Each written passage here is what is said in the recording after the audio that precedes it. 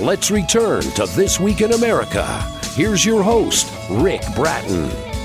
Welcome back, everybody, coast to coast. This Week in America. From the Cotton Fields to Medicine, an autobiography by Hazel Coley-Greene, MD, is the life story of a truly remarkable woman. Dr. Hazel Coley-Greene was born in 1908 in Charleston, North Carolina. Graduated from high school at the age of 20, college at the age of 24, and at the age of 44, she decided to study medicine in Europe. After being refused medical school acceptance in the United States, this course of study took 8 years, during which she reared her daughter, encountered many obstacles, and overcoming them all. In 1960, she returned to the United States and became New York State Board certified, practiced medicine until her retirement at age 77 in 1985. Her daughter, Lily Coley-Greene, is with us to talk about the remarkable life of her mother. The book, From the Cotton Fields to Medicine, an autobiography by Hazel Coley-Greene, MD. That's the name of the book, available at Amazon. And her daughter, Coley, with us on This Week in America. Welcome to the program. It's such a pleasure to have you with us. Thank you. Nice to meet you. It is my pleasure, and I'm really looking forward to sharing the story of your mother with the audience today. This is just a fascinating story. What a remarkable woman she was. Let's start with the medicine part. Later in life, she decides she wants to study medicine. What was it that inspired her to study medicine? Well, in her younger years, she had decided that she wanted to be a registered nurse. However, her uncle, who was financing her college education, said, no. He had heard some strange stories about how the doctors would fool around with the nurses. And he said, no, you're just going to go get a straight BS degree from college. Well, in college, she met a sweetheart who he decided, his name was Vincent, and he decided that he wanted to be a doctor. But later on, during their marriage, he changed his mind, and she told him, well, if you want to study medicine, I will. And he said, more power to you. And that's exactly what she did. That's how it all began. And that's just what a journey that your mother was on. The book is From Cotton Fields to Medicine, an autobiography of Hazel Coley-Greene, MD. Book available at Amazon, wherever books are sold. And if you go to our website, thisweekinamerica.us, you can link on and get all the information on the book. The other question is, I'm reading that she waited until middle age to return to school. Talk about why she did that and what she went through to do that. That's awful difficult to shift any type of career at middle age. She decided to start a brand new one. How did that happen? Well, during her marriage, I came along, and, she was a full-time wife and mother. And when she made this decision to go to medical school, she applied, this was post-war, and she applied to the medical schools, Meharry and Howard, and another I can't think of. But since a lot of GIs were going back to school, and she was a black female, and she was in her 40s, they just didn't feel that, she would, be successful. Yes. So she was not accepted, and that's when she decided to look elsewhere. Boy, and she proved them wrong. The book From Cotton Fields to Medicine, an autobiography by Hazel Coley-Greene, MD. This is such an inspiring story on so many levels, starting with being one of a number of children and going off to school and going, 2.5 miles every day back and forth to the wooden one-room schoolhouse. Such an inspirational story. Who do you think will benefit from reading the book about your mother? I think anyone who feels that life is going by real fast and that they're getting older, too old to accomplish what they really wish to. My mother can inspire. Reading my mother's book can inspire them to know that they can achieve what they want to achieve at any age, regardless of the obstacles. They can be overcome. Well, and it's one after another. You keep getting roadblocks, and we get it every day in our lives. Sometimes we go through and we have difficulty getting around them. Your mother shows just perseverance going forward. When she decided to do this medical school, this impacted her life, but yours as well. Talk about that. You're 7 years old at the time. She takes you 4,700 miles from home. Talk about that experience from your mother's standpoint, and then certainly from your standpoint.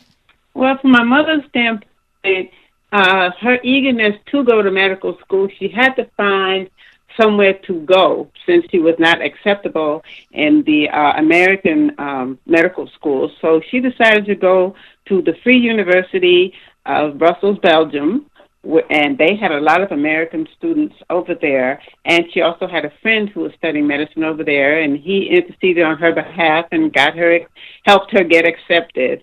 Of course, her credentials helped also because she did have to go back and take a few college courses in chemistry and biology that she hadn't had. And, of course, she was not going to go and leave her 7-year-old daughter.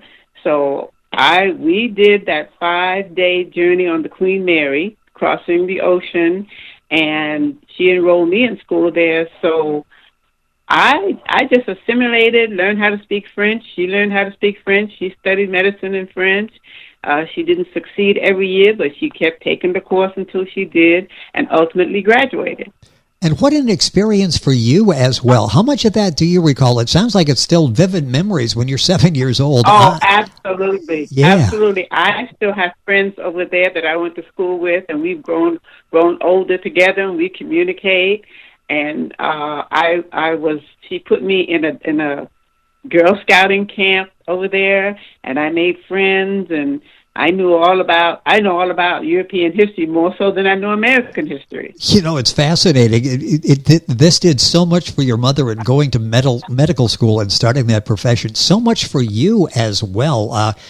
Talking about the book From Cotton Fields to Medicine, an autobiography of Hazel Coley-Greene, MD. Give you all that information as we go through the program. Her daughter, Lily Coley-Greene, is with us on the program talking about this remarkable story. So how long did you reside in Europe before returning to the United States?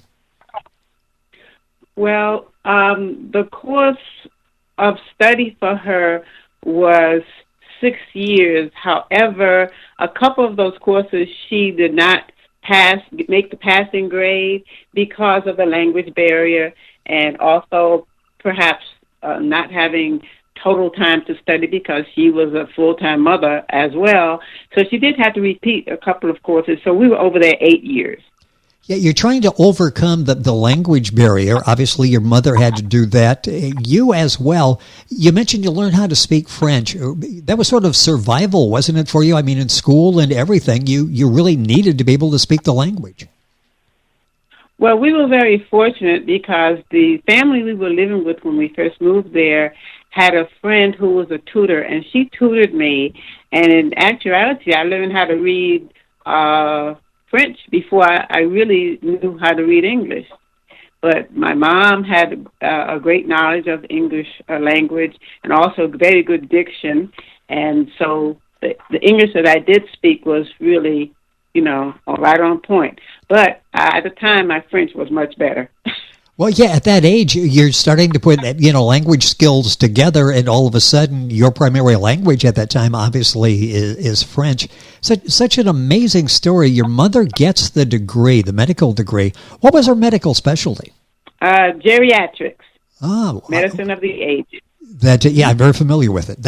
I've got several geriatric doctors on speed dial, so I know exactly that you come to that point in your lifetime when you start learning on those people, leaning on those people to get you through. What kept your mother going through as times were getting tough? And there were so many from the very beginning. It would have been real easy to just drop out of school, not talking about the whole college in medical. What kept her going through all of this? Well, believe it or not, according to my conversations with Mom, many times she thought that perhaps that she would just quit because she wasn't passing the course. The professors could not understand her because of her limited knowledge of the language, and she was fully fluent in French by the time we came back.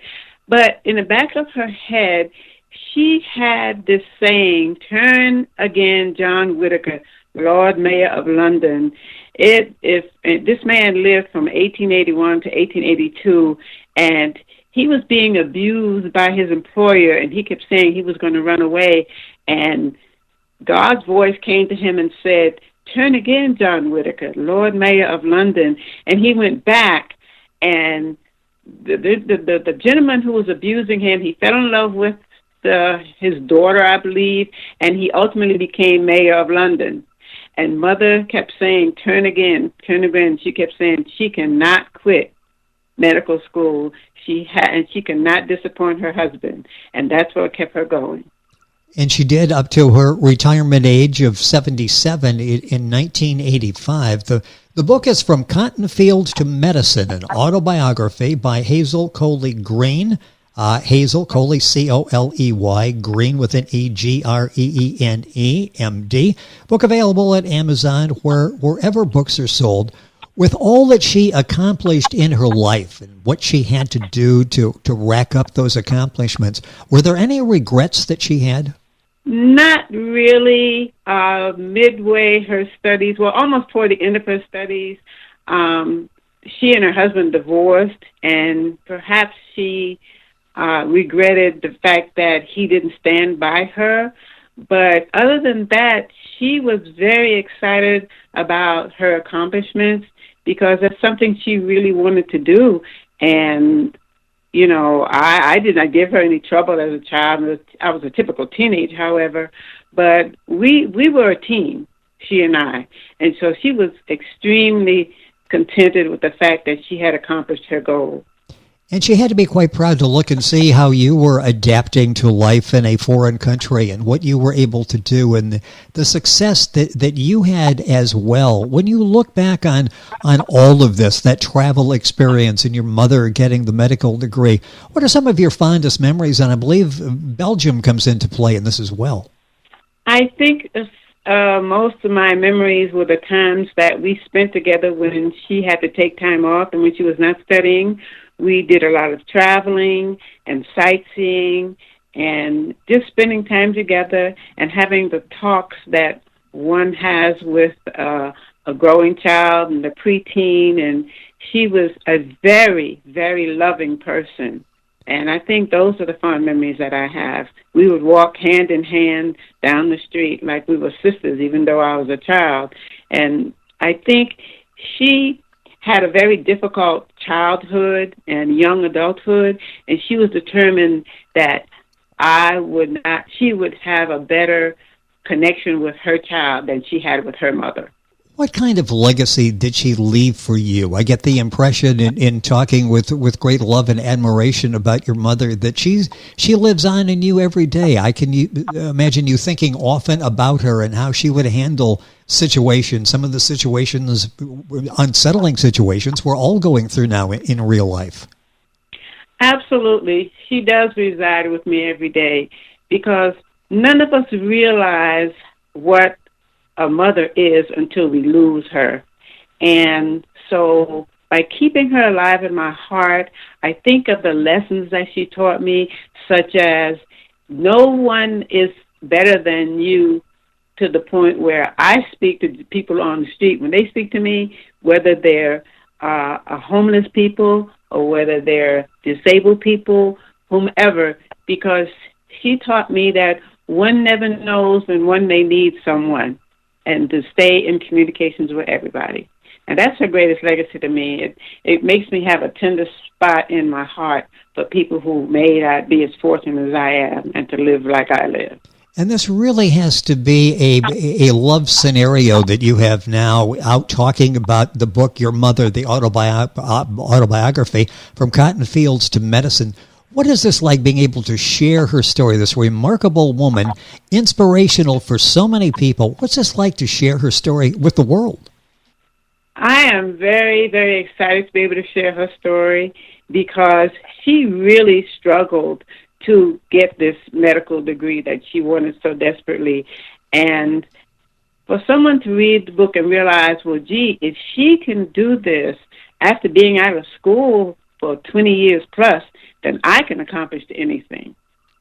And that's what I think would help somebody if they read the story. You know, do not feel defeated by age, because age is just a number. It's your tenacity, your willingness to accomplish what you'd like to accomplish that will carry you through. And you were there as she went through, I'm sure, the ups and downs of all of this, being in a foreign country, in college, in medical school.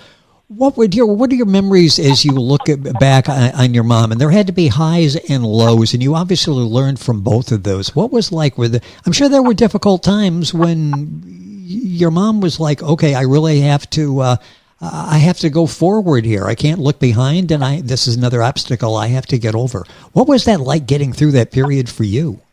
Well, I do remember one instance when she was crying because she had not passed her course. And I remember her putting her arms around me, and I told her, I said, Madame, tu dois faire un effort, which means, ma'am, you have to put forth the effort. And for some reason, it sparked something in her, and she buckled down, and she did pass the course after all. And so I think about that moment when she was crying, and I told her to make an effort. And I was just a child. What did I know about effort? Well, you learned it from your mom. But it was inspirational to her. Well, yeah, you're sort of reflecting what her life goal was and how she got through life. Whether you knew it or not, you were her daughter at that time and giving her the inspiration that she was giving others. A minute or so left in the program. Why did your mother feel it was so important to write this book? Because on so many levels, this will be touching people and has touched people. Why did she feel it was important to write the autobiography? I believe she wrote this autobiography for the inspiration that she would give to other persons, but also for a legacy for her relatives, her brothers, her sisters, and their offsprings, to know that someone in their family had really accomplished something, and as inspiration for them, I believe. Well, it certainly is for not only family members, but anybody who picks up a copy of the book. The book's available at Amazon, at Barnes & Noble, the usual places. The book is From Cotton Fields to Medicine, an autobiography by Hazel Coley-Greene, M.D. If you just Google From Cotton Fields to Medicine, you'll find it, be able to get information and purchase the book. With us on the program has been the doctor's daughter, Lily Coley-Greene, to share this remarkable story of this inspirational woman who accomplished so much through so much adversity during the course of her life. Coley, it's been a pleasure to have you on the program and share the story of your mother. Thank you for spending some time with us on the program. Thank you so very much. It has been our pleasure. The book, From Cotton Fields to Medicine, an autobiography by Hazel Coley-Greene, M.D. Of course, all the information on our website, thisweekinamerica.us. We're back on today's program after these messages. You're listening to This Week in America with Rick Bratton. More after this.